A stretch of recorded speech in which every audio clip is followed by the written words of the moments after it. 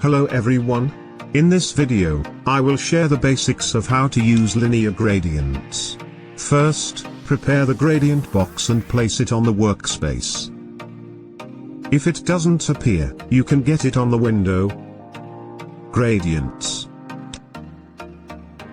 To start coloring the gradient, Object Selection, and click on this color box. This is the default color. How to change color? Double-click on this point. You can choose the color here. Or you can pick a color that is already available on the artboard.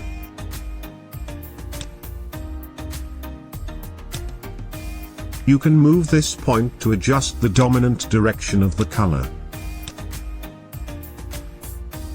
Click reverse to swap colors. And you can also give angle. Click and set the opacity to bring out the transparency effect. How to add a new gradient color? Hover over the color bar until a plus sign appears, and click. Change the color as before. To edit the gradient position manually on the artboard, click the gradient tool. Here the gradient line can be set wider, or adjusted the angle.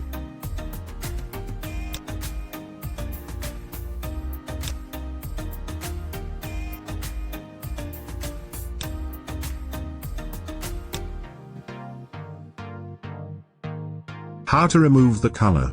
Click and drag outwards and the color will disappear. Or you can delete it by clicking and pressing the trash icon. Okay. If you like this video, don't forget to click like, so YouTube will recommend this video to other friends. Don't forget to subscribe and turn on the bell to get the latest video updates from this channel. Thank you.